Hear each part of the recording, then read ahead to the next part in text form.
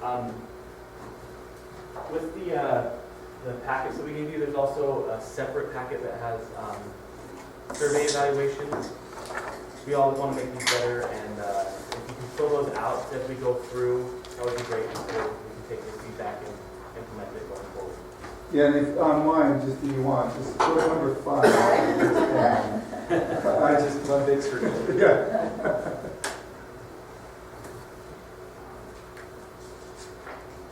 So, and as I go through this, remind me about the questions that came up in Corby's presentation on the specific types of people. But when we talk about all different fair and events that the county is going to put on throughout the year, either the county put on, or like I say, sometimes you have very little to do with it. They just want to have it at the county fairgrounds, or at a county park, or on the lawn in front of the courthouse.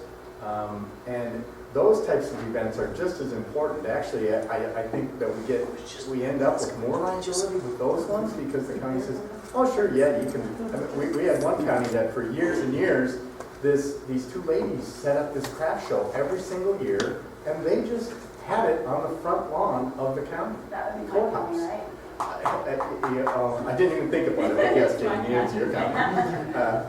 And eventually there was a claim that came up that it Wasn't actually our ended event up, or anything, yeah, yeah. right, it wasn't the county's event, but it had been going on for years, and these ladies were collecting the payments from all the different vendors that were there to sell their crafts, and they have it on the county courthouse lawn, and of course, it's not being coordinated by the county, so in the middle of the morning, as they're having their craft show, the county lawn sprinklers come on. And now all the crafts that all these people have are soaking wet. And there were a few of them that weren't happy about because the water destroyed or damaged their craft. And they were concerned that the county's liable for that. But the county had no agreement with the person who was putting on the show. They had no agreement with the vendors that were there. It made for a really difficult situation. So think about, let's not keep our minds on the fair. Let's make sure that we're thinking about all the different events that are going on. And some of you are from the event centers, that fair is not. But when we look at this, we've got different people that we're going to be talking about, that we need to look at what is our liability depending on who it is that we're dealing with. And we've got the participants, the spectators, and participants and spectators are even a little bit different depending on the event, right? Spectators they just are coming to watch. They're not doing anything. And then you have the spectators that are a little bit more than that. They are a participant. They're running in the 5K.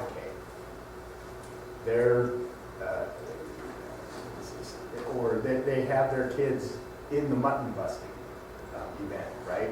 That we need to deal with those types of people who are the general public coming in, and they're not doing business, they're just being part of the event that you're putting on. Then we have the vendors who, they're not providing anything to you other than paying you to be there on your premises, but they're a business and they're selling stuff. And then we have service providers, we have sponsors and co-sponsors, and each one of these different types of people need to be handled a little bit differently. We're going to be asking for a little bit different things from each of them. So let's go through those and use this process to kind of look at it and determine, a participant at a rodeo versus a participant in a demolition derby. There's different things that we might need to be doing too. So again, participants are persons showing up to the event, but they're not renting space or providing a service to you. They're either just watching or they are participating. Even when they come and to the fair, once they get on that carnival ride, they're really more of a participant than just a spectator, right? Because they're putting themselves at risk and participating in the event that you coordinated. So the good news is most events are going to qualify as recreation. That's why they're there, right? How many of your events would you not consider to be recreation for the people who show up to them? So if they are recreation, you'll have the recreational amenities available to you as long as you don't charge admission. And this applies to everyone. It isn't special for government agencies. You know, if you own land outside of Nephi and you don't fence it off and you let people drive their four-wheelers and their snowmobiles through your property, they cannot sue you if they get injured on your property, recreating on your property, as long as you don't charge them for it. That's Utah law. And counties can take advantage of that as well. Unfortunately, a lot of our events, the reason we're putting them on is to make some money or at least defray the cost of having the event, right? So we are charging. So consider posting Recreation Immunity Act notices at the entrances, even when you're not charging. Let's say you, our fair has done two different things to try and help cover some of the costs of the fair. At one point, we charge for parking. If you choose to park in our lots, you're paying to park, but then you can walk through the gate for the fair for free. Right. And this year, we charged at the gate. Mm-hmm. Are we hurting ourselves charging at the gate? Yes. Because now everyone who comes into the fair is paying. And they're paying to participate in the fair versus that they're paying. And there's been, I'm not aware of specific lawsuits in Utah on this, but I know we went all the way to the Supreme Court in Minnesota, where I used to work, on that very issue, that because their counties own a lot of parks, and they stopped charging admission into the park. They started charging for parking. And the court said, they're not charging you to recreate. You can ride your bike in there, you can walk in there, but if you want to park a car, they have costs to own and maintain that parking lot, and they're charging you to park. Now, if their car gets broken into while they're sitting there, you might have a little liability there, unless you have it on the ticket when they park that we're not responsible for any damage to your vehicle. So courts have recognized that difference. So yes, I would say it's easier for us to defend that you charge for parking than it is for us to defend walking through the gate.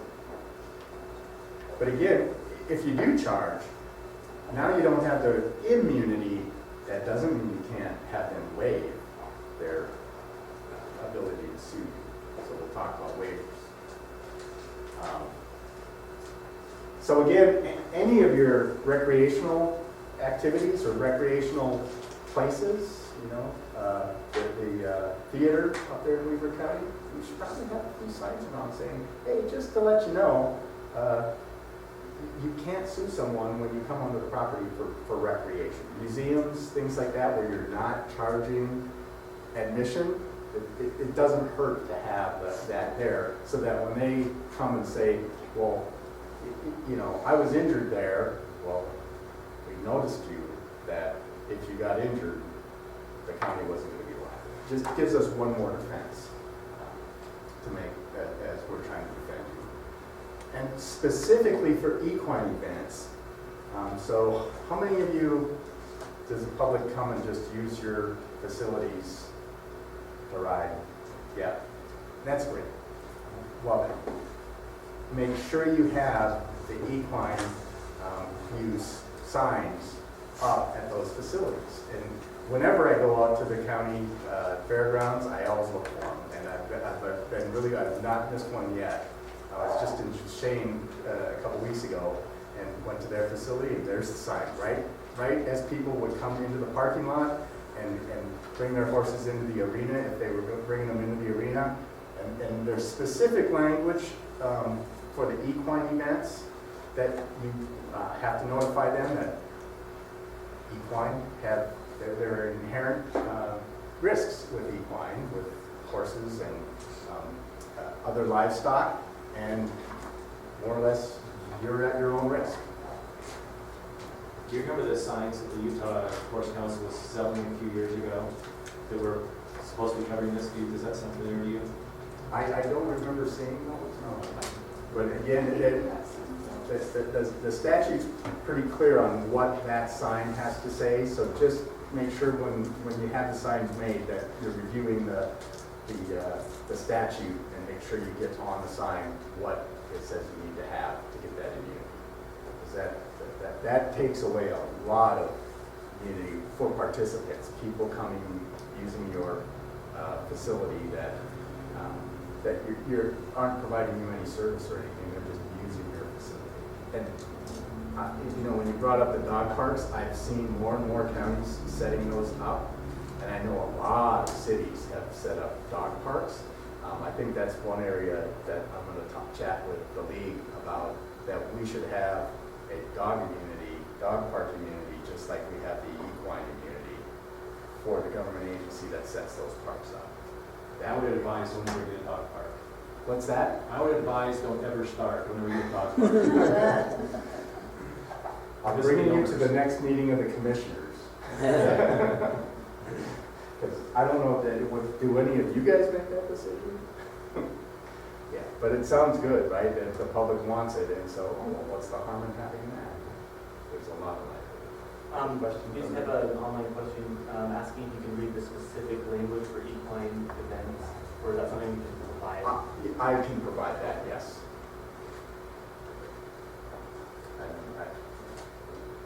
Sometimes I can remember that statute, and I'm blanking on it right now, but yes, we can get them.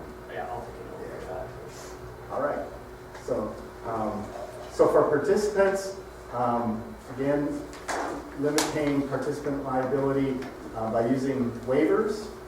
You can do that. I see a lot of people use that on the admission ticket if you're selling the ticket. And I go to a lot of events where you go to the ticket booth, you buy your ticket, they hand you the ticket, and then you walk up, even at the theaters, you walk 20 feet and then you hand it to somebody who then takes it.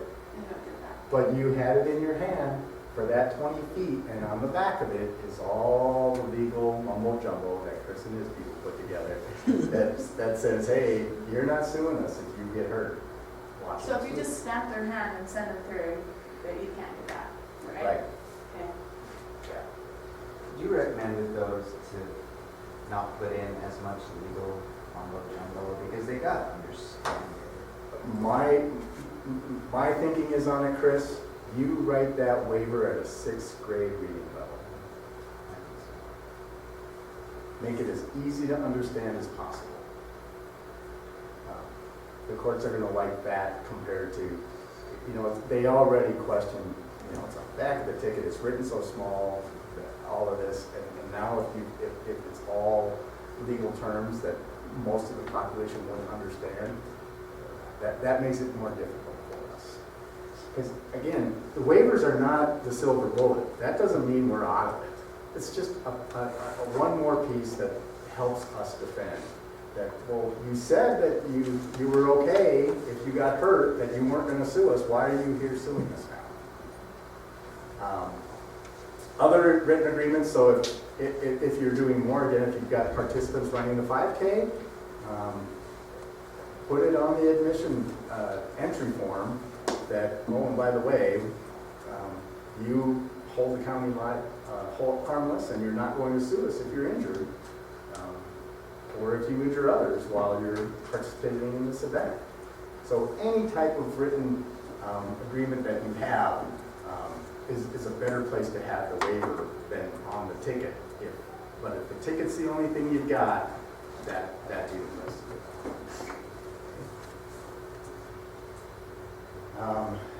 So again, the waiver is just simply in exchange for being allowed to participate.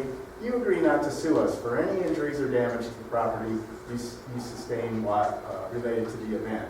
So again, when the county got things coordinated with the craft show there on the front lawn, all of the vendors had to, at a minimum, say that to the county. If our stuff gets damaged while we've got it on your courthouse lawn, we're not going to sue you for it. And again, the waiver needs to either be given or signed by the person who would sue you. That becomes tricky because how many of you have people under 18 participating in all kinds of events and spectators at your events?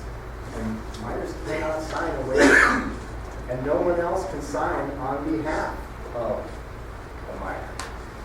So then, you know, and as I say that, a lot of you are thinking, well, then there's no reason to have any waiver for the mutton busting if the parents can't sign on behalf of the child.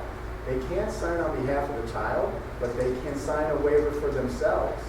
And that's the part of every one of those claims that we get, is my child's injured. I'm having to pay for the medical expenses.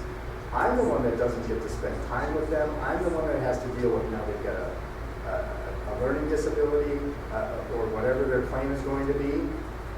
You still have the parent sign the parent's claim over, but they can't, you can't have them waive the child's right to bring that lawsuit when they turn 18. How long do you hang on to waivers? I know with kids, you gotta hang on till like they're 18, which is, yeah. But like after your event, all the adults, like, I mean, you wait a couple months and see if nothing happened. Yeah. I mean, just, The waivers are typically just for bodily injury or property damage, Okay. which they would have to bring that claim now. They have to notice you of the claim within a year. okay. And now with the new statute that got passed last year, they absolutely have to sue you within 2 years. So my recommendation would be keep them for 2 years.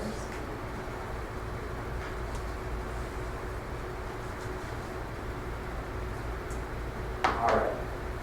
Best when waivers refer to the inherent risks of the event that the person will be exposed to, or at least use that terminology, the courts like that. And just remember, some people get waiver crazy. Just remember that you can't have employees or volunteers waive their rights to things like workers' compensation and your obligation, the county attorney's obligation to defend them if they're named in a lawsuit. Okay? Can't go there. And Blake's going to talk about volunteers a little bit more this afternoon, so we'll get a little bit more into that, what benefits they have. Excuse me. The next group of people on our list is the vendors. Now, these are businesses that want to use your space to conduct their business, whether that it's their normal everyday business or it's their once or twice a year business to be a vendor at an event.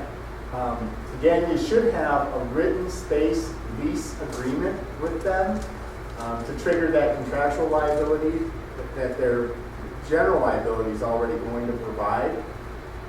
And I say lease agreement because in the standard general liability policy that most all insurance companies own or sell, it says if our insured has a written agreement, a covered party contract with someone, like agreeing to indemnify them, then we automatically accept that liability and we're going to make good on that obligation in that written agreement that was written and signed before this policy was put in place. But then when you go to the definition of what's a covered party contract, it's a lease. So just, right now if your form says rental, just change it to lease. It's a 36-hour lease, not a 36-hour rental contract. We'll make the argument that it's the same thing, but it's just cleaner. That it's with the insurance company, so we don't get in that argument with the vendor's insurance company, whether or not it was a covered party contract or not. Okay, so that's automatic. That now you've got good indemnification language that we're going to talk about in the agreement, in that lease agreement with them. Most of their policies that they have, the general liability policies, are just going to automatically make good on that promise. So you limit the vendor's liability to you by using indemnification and insurance requirements in that written space lease agreement. How many of you always have an agreement with every vendor? And sometimes it's you have an agreement with the event, what do you call it? Not a coordinator, the person who's actually holding the event. That agreement should say, oh, and by the way, every vendor that you bring onto our premises has to agree to indemnify the county So you can do it that way if you're dealing with one person who is then, they're bringing all the vendors in. It's obligate that coordinator, that sponsor that's holding the event on your property, that they are going to make sure that all of that, the indemnification agreement that they have with all of their vendors includes, you're also going to hold harmless and indemnify the county. Okay. And really what this indemnification language says is, hey, if we get sued for what you do when you're leasing our property, you're going to pay that lawsuit. You're going to reimburse us the cost that we have to defend ourselves in that lawsuit. It's as simple as that. The thing is, the courts are going to require them to reimburse you for only for the things that very clearly they can see in that indemnification. So this is something that if you got the indemnification agreement from another county or from another event, particularly from another county or one of the cities that just recently held an event, and you don't know whether or not their legal team went through it very, very closely, this is something that, depending on the type of event and type of event, you want to run it by the county attorney's office. Because it needs to be very broad, but it also needs to be, there's some specificity to it, because the courts are going to say, well,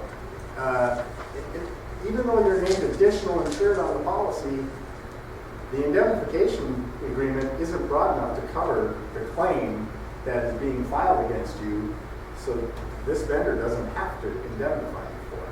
An example is, that I've seen many times in the past, is you require them to indemnify you for any and all activities during the course of the fair from April 10th or September 10th through September 13th. They injure somebody on September 9th when they're setting up, or on September 14th when they're breaking down. The courts are not going to make them indemnify you. So that's why you want to be broad, not and things like dates, not too specific. It's any and all activities and claims that arise as a result of them participating in the county fair, without the dates. Now you made it broad enough to cover it. Does that make sense? Now, this indemnification agreement has nothing to do with insurance at this point. Insurance comes later. Right now, they're just saying, county, I'm using your property. If you get sued, my insurance company, they're not saying my insurance company is going to take care of you. They're saying, I'm going to take care of you. I'm going to reimburse you for that loss. That's why I say that obligation should stand on its own, regardless of whether or not they comply with insurance requirements that are coming next. Okay? So now that they've said we will reimburse you for a lawsuit, how many of you think that vendor who's selling quilts has enough money personally to reimburse the county for any lawsuit? Anything Corby gets in is going to cost us 10 grand minimum to answer the lawsuit.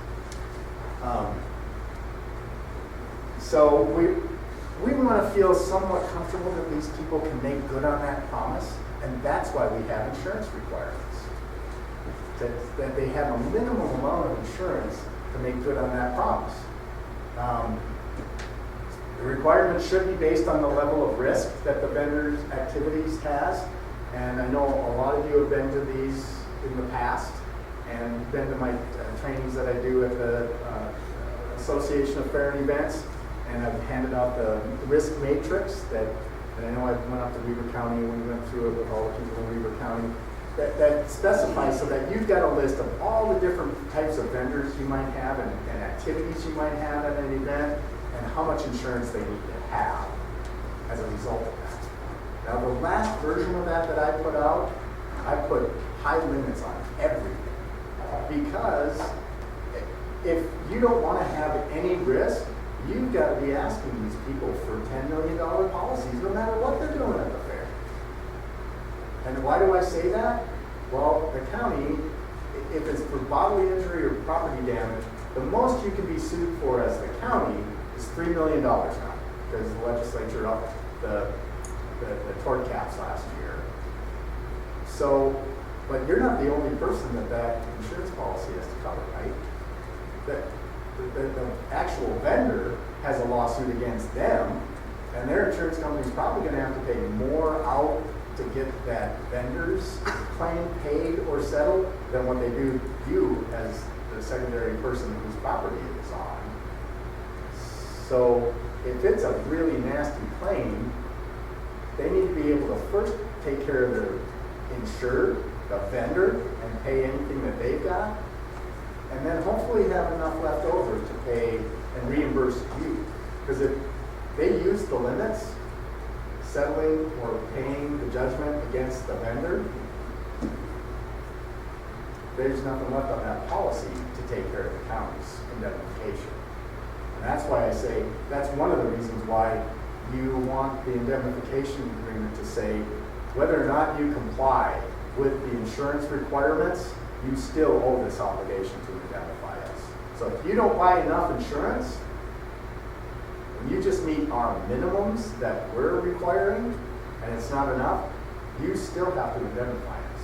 Whether that means you sell your carnival equipment to do it, or however you're gonna do it to reimburse us.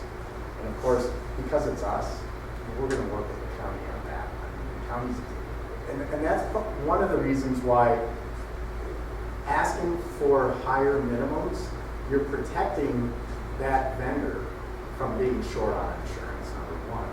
But you're also protecting the county from having to go after a vendor who might be a really important business in the community, right?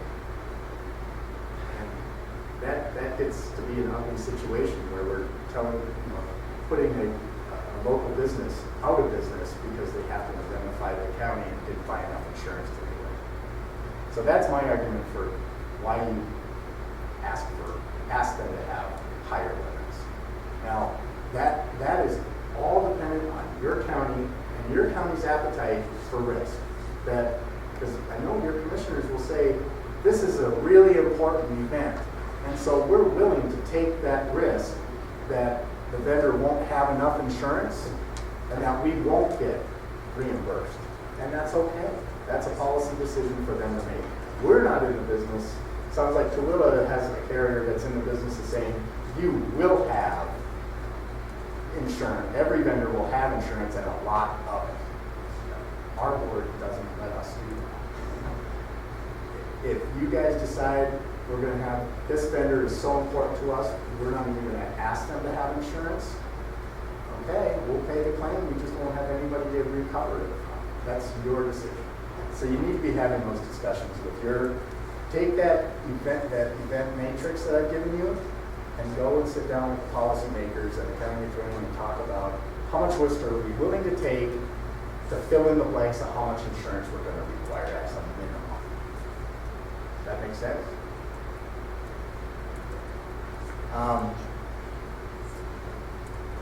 So again, the insurance requirements should address all the risks that the vendor will need to indemnify you for.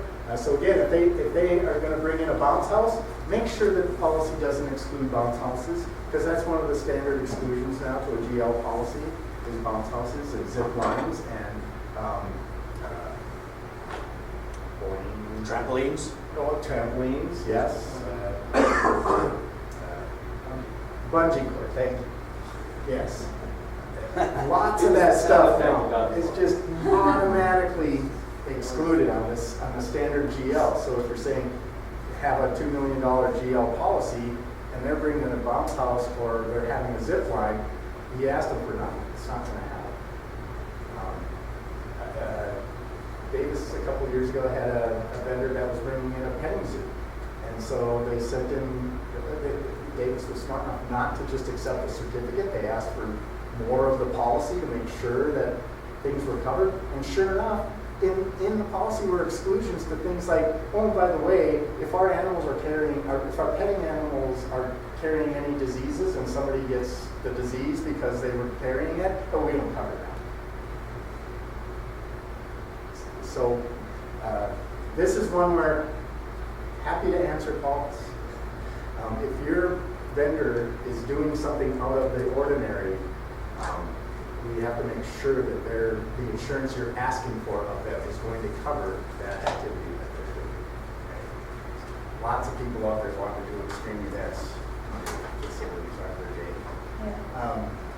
And again, just make sure either in the indemnification provision or the insurance requirements provision or both, that it clarifies that just complying with the minimum insurance requirements here in this section does not relieve you or limit your obligation under the indemnification obligation. And again, show those insurance requirements as minimum amounts. And if your county decides not to ask for a lot of insurance, you might want to just have that conversation with the vendor that understand if your insurance isn't enough, the county may still obligate you to pay us back. So it's in your best interest to pay that extra $12 for the policy to double the limit. So the commission makes a decision to waive the insurance requirement, document that to the vendor. So Very good point, because we will have some argument to make that it went all the way to the governing body, that decision was made to waive that requirement. And it also sets that precedent so that the next person that says, well, you waived his requirement for insurance, why aren't you waiving mine? Well, because he was selling quilts, and you have a rock climbing wall. But having that process that, hey, okay, well, if you want us to waive for your rock climbing wall, you gotta go to the commission.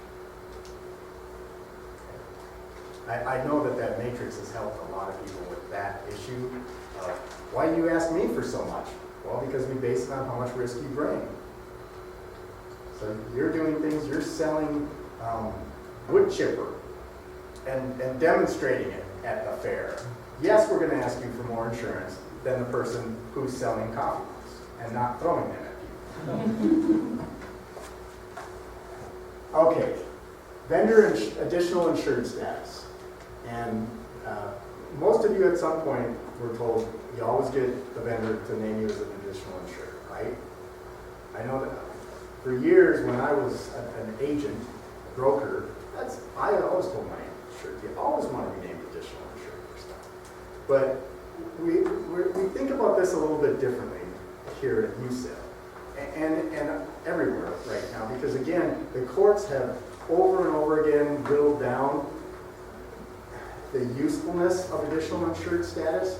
Number one, again, by the fact that if it isn't super clear in the indemnification language that the vendor is obligated to indemnify you, we're not going to make that insurance company pay you.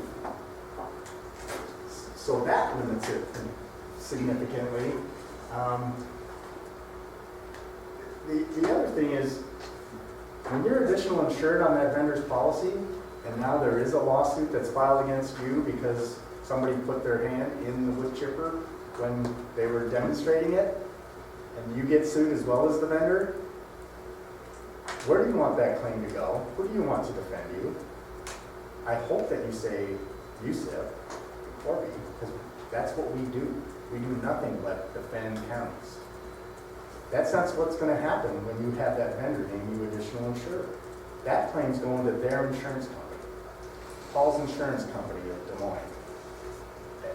And that's who's going to defend the county for you now. And we just stand in the background to see if Paul's Insurance has enough insurance to take care of it. We come in secondarily. We don't want to be there. We want to be front line for you guys. So if you don't have them, if you simply obligate them to indemnify you the cost of claims and the cost of defense and not name you additional insured, now you send that claim to USIP. Corby takes care of you.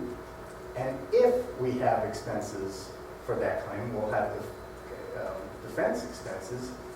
Now we'll go after that vendor's insurance company to reimburse us those costs. Does that sound a lot easier to you guys than you having to deal with the vendor's insurance company? to pay your claim and defend your claim. And that's why I've had this conversation with the county attorneys at their civil conference and with a lot of them individually, that it's up to you. If you want to continue to be additional insured, that's okay. But if you don't want to be, and you always want to send the claim to us and have us take care of it, I'm absolutely okay with that. Other carriers, I know insurance companies that cover a lot of the cities, no way. They want to send every claim they possibly can to some other insurer and keep their policy as limited as possible. But we're okay with that. So how do we get off as an additional if they have done it not at our request? Just tell them that, hey, the indemnification language obligates you to reimburse us our expenses. We don't want to be additional insured on your policy. Okay, but Johnny, when I get a certificate of insurance and they all come into my office, about 99% of them now list us as additional insured. I would call the insurance company and say, no, we do not want you to list you as additional insured. Take us off and we issue the certificate. And most of them refuse to do it. Really?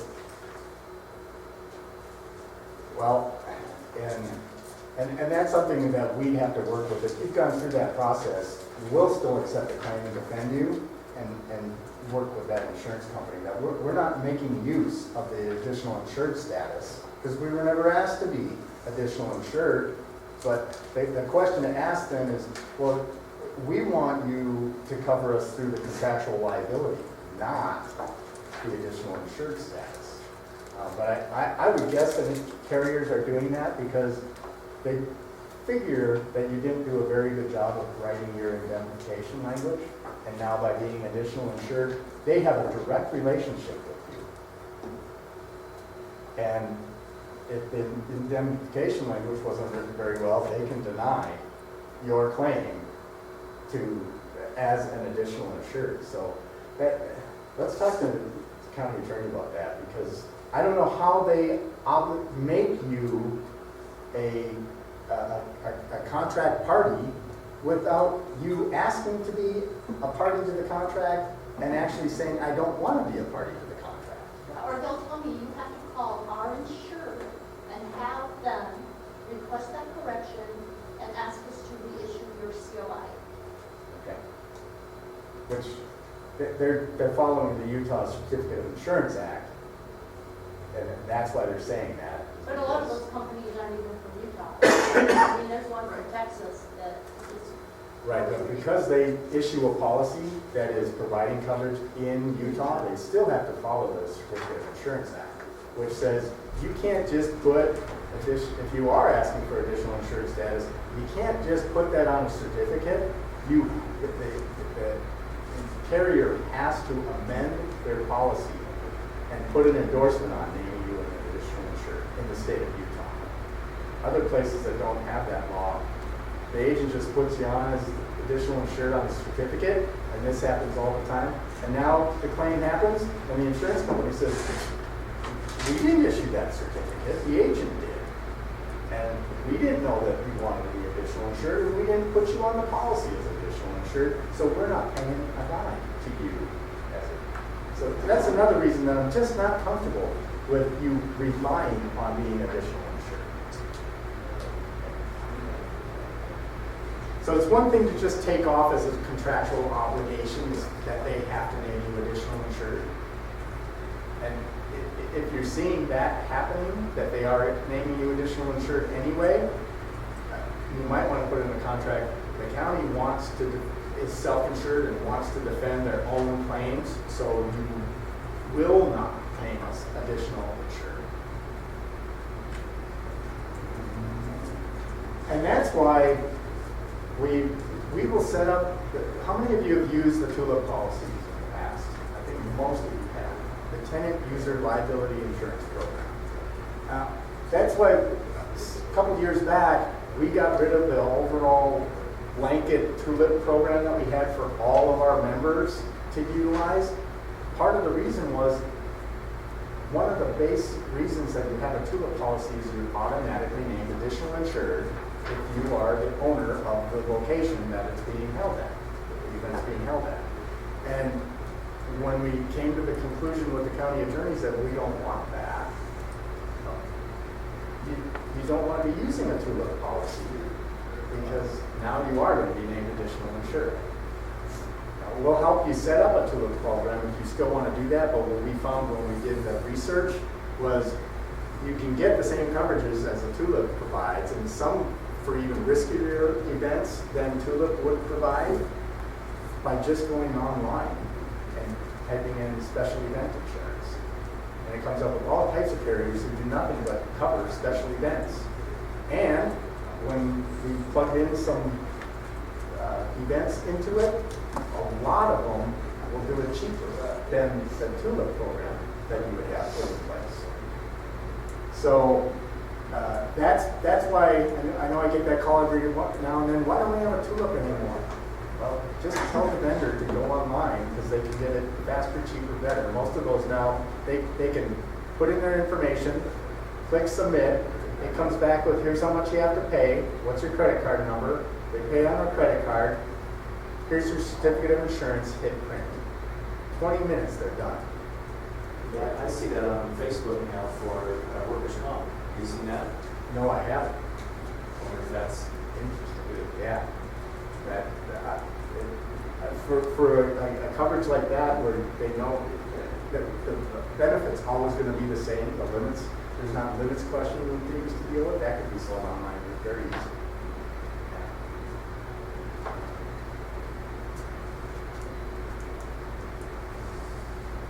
So, yeah, the vendors can get that coverage pretty easily by using that method. So, and I know Marty sent out a list of some of the bigger carriers who do that online. One of the things that a lot of them also do is, if you're going to give them a list of those 3 carriers who sell special events insurance, just as they can use anybody. Tell them you can use anybody. You can go to a local agent. But here's 3 that we know of that we see a lot. You can go to on that website of those 3 carriers and put in your address of your event location and say anybody who buys a policy that they're going to hold their event at our location, here's how I want the language on the certificate of insurance to read. I want it to be made out to Davis County, not the Davis County Event Center, or not the Dixie Center. I want it to be the Washington County Interlocal Agency, because that's important on that they use the right name and things on those documents. So you can do some of those things as well to further protect yourself and make sure that when they hit print, that it comes out with the certificate that you want it to come out with. Okay? And again, Marty and I can help you if you want to go through that process with some of those carriers. All right. So the insurer is still only obligated to pay for items that are clearly identified in the indemnification section of the written agreement. But again, we don't want that lawsuit going to some unknown insurance company. And again, so have that conversation. If you are one that is still asking vendors to name you additional insured, have that conversation with your county attorney's office. And if they're looking like deer in the headlights, get me on the phone and I'll have that conversation with the county attorney. Because again, it doesn't matter to us. We just want to make sure that you guys understand what that means. Because technically, the county attorney is obligated by statute to defend all claims against the county. When you tell someone to name you additional insured and defend you, you're violating the county attorney's obligation to defend the county. And you can't be expending county funds to get that from someone else. So you get real technical about it. Insurance companies can't sell the county a policy that provides defense in the state of Utah. It's a violation of the Utah Supreme Court shortlisted, taking away the authority of the county attorney. And that's one of the reasons that a lot of the county attorneys like this. No, I don't want it going to some unknown insurer. I want it going to the attorneys that I work with in the state. All right. The vendor certificates, evidence is provided, all the certificate is it's evidence provided by the vendor's insurance agent of the policies that they've placed for that vendor as of the time that the certificate is issued. It does not in any way change the terms and conditions of the policy with the insurance company. And unfortunately, a lot of times the insurance company has no idea that that certificate was issued. They aren't issuing it, the agent's issuing it. Okay? So, you know, I do a presentation for county attorneys where I talk about the certificate of insurance, and I've got the certificate of insurance printed on a roll of toilet paper because it's as good as the paper it's written on. But it's not that they're useless, it's just that they're one-use type of thing. Once, you know, they print it out and they hand it to you, and you look at it and you put it in your file, the next day they can cancel that policy. And there is no policy in place. So just understand it gives you a good feeling that they did what they needed to do, but it's not absolute proof that they've got that.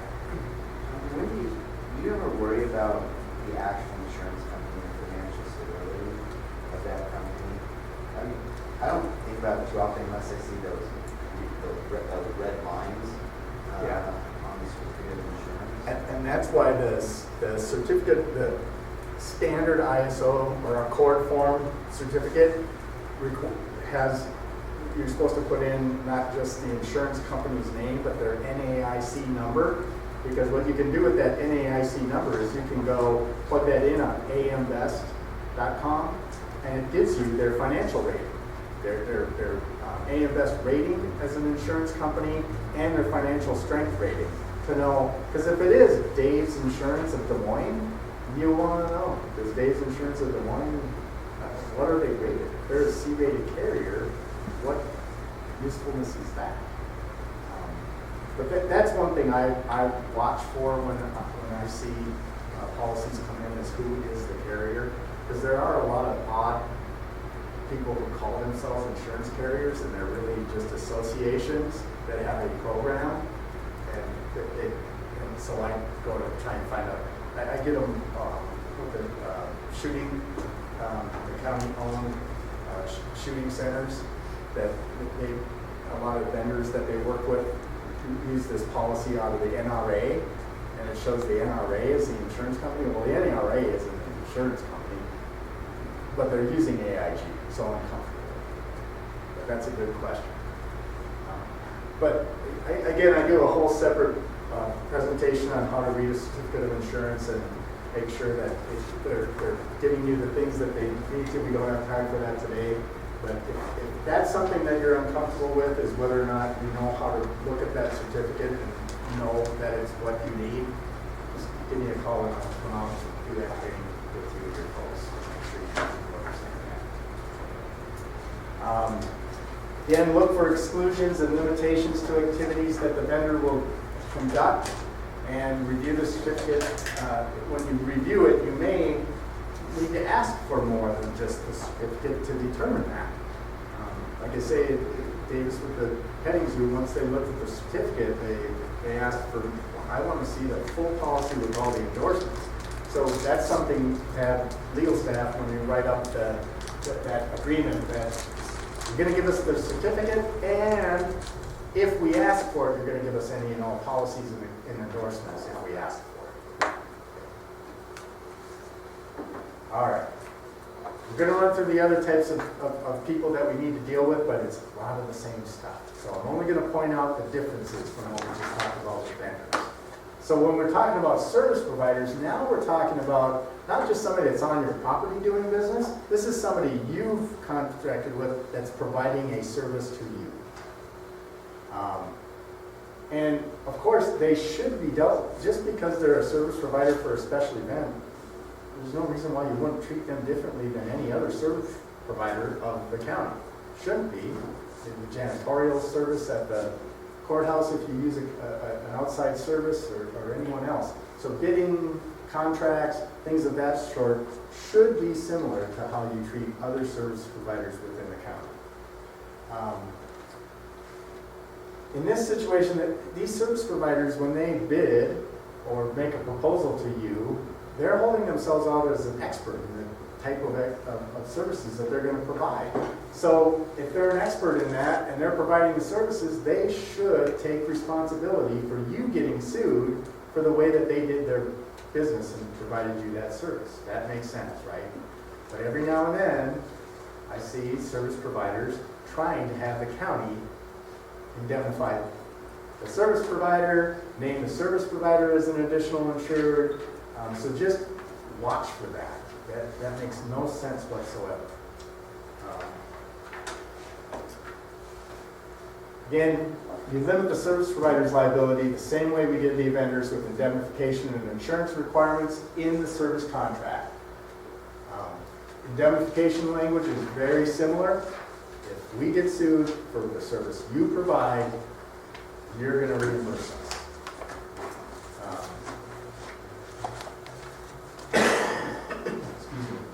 The insurance requirements are, again, you just want to make sure that they will likely have the ability to have an insurance company make good on that obligation that they have in the indemnification sections. And just like the events matrix that I've given to all you fair and events folks, we have a similar service provider matrix for all the different types of services that a county would hire out for, that you would set what insurance limits you have. So your county attorney's office probably already has that service provider matrix. Your facilities people, I think I've given it to as well. But know that it's out there and that we can do the same thing there.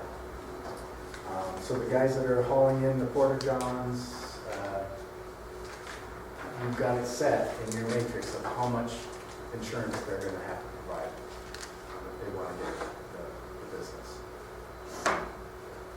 And here, if the vendor or if the service provider is providing an odd service, not as a normal service, I guess I'd say, make sure that the insurance that you're asking for is going to cover it. Like, how many of you hire a company that sells the tickets online for your events and uses people's credit card information to buy tickets? The cyber liability and the crime coverage, if they are embezzling funds and losing that credit card information, is not covered by a standard general liability policy. They have to buy specific insurance for those risks. So that type of a service provider, you have to ask specifically in your service contract, general liability and cyber liability and crime insurance and whatever other type of specialized insurance they're going to need based on the service that they're providing you. And if you're not sure, call me and I'll go over with you. And in that service provider matrix, there's some examples there that I give to show if they're providing this service, make sure you also ask for this, you ask for pollution liability coverage if they're hauling away and bringing chemicals onto the site, things like that, okay? So that's there in that matrix. All right. And again, you want to let them know that just because you covered all your bases in the insurance requirements doesn't mean you don't have to still fully indemnify the county. And insurance requirements are always shown as minimums. The additional insured status with the service providers, same story as we talked about with the vendors. So I'll just keep moving forward because I'm running long. And certificates of insurance, again, these people are in the business. They should be able to get you a certificate of insurance very easily, no extra cost, and simple things like that the certificate shows that the coverage is active today. I was down at the Sheriff's Conference yesterday at the Dixie Center, which is one of our insurance. It's owned by Washington County. And the new director down there showed me this certificate that she had just gotten in, and the dates on the policies were for 2016. But they sent it to the, and you couldn't tell really easily, but I think they whited out the certificate holder and then typed in Washington County on it and sent it to them. So watch for things like that, the Or sometimes certificates. they'll only name like 100 people, like in the Spectator, have you noticed that ever like over 50 people's, and it's 10,000, you know? Yeah, they'll put those limitations in the notes. Yeah. So yeah, watch for those things, definitely.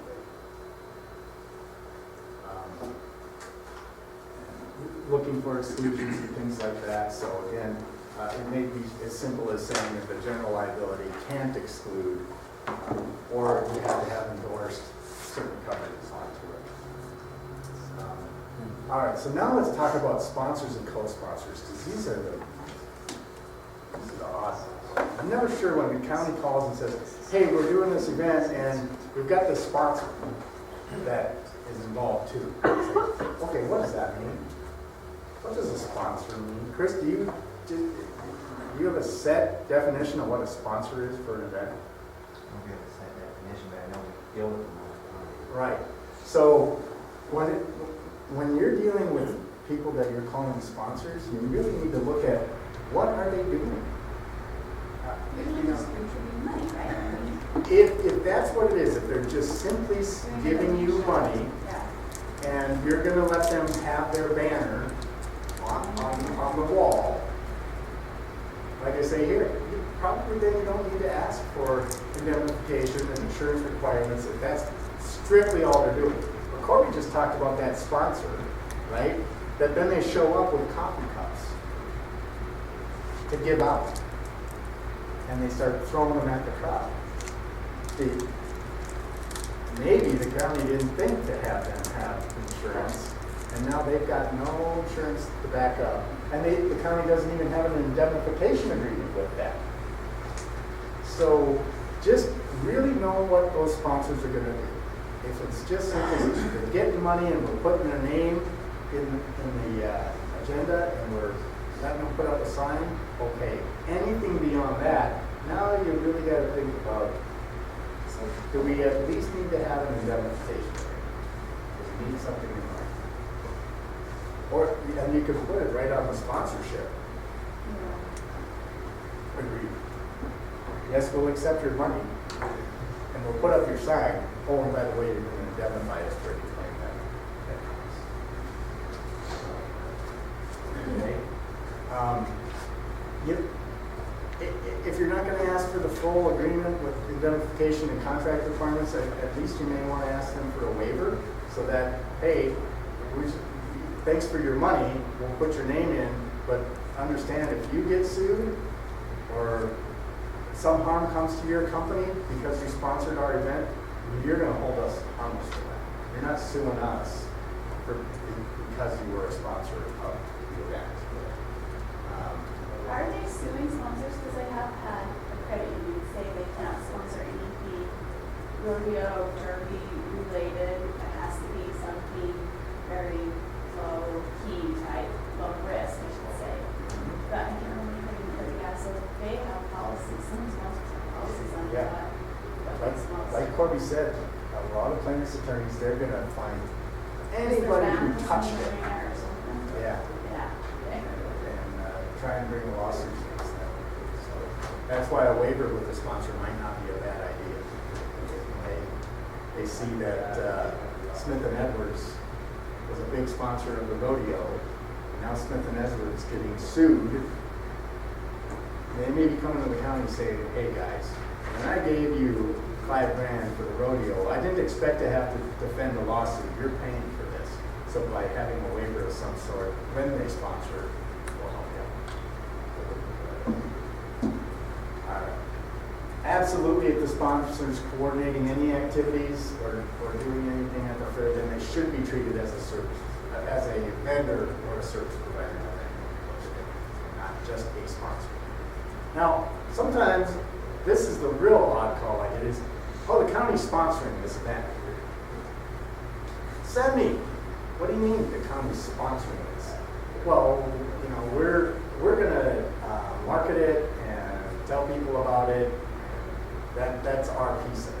Or sometimes it's, well, we're gonna sponsor it by, we're gonna provide the bus to haul all the 5K runners from the end to the start at the beginning of the day. Things of that sort. When there's, again, more, if the county's doing more than just simply maybe providing some space gratis, or they are contributing funds to get the county's name on things. If they're doing anything more, it should be a written agreement between you and those other parties, and not just a handshake, well, yeah, sure, we'll be the sponsor. That makes me really nervous. Just look at what it is that the county's actually going to be obligated to do as a sponsor. Because a lot of times, I know that there are certain organizations out there that they want the county to agree to be a sponsor solely so that the county's insurance is going to cover everything. Tour of Utah is one. You say you're a sponsor of the Tour of Utah, no, they expect that the county is going to cover any and all claims against Tour of Utah for the leg that is in your account. So, and there are others.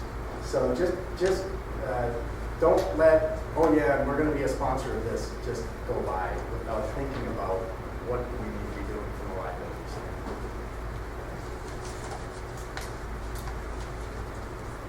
All right, did I answer all your questions?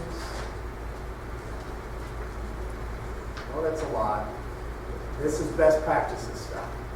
Again, if you're going to lose important vendors because of what Johnny said, call me up and we'll talk about it, because that's your choice. How much do you want to protect the county? This is best practice to protect the county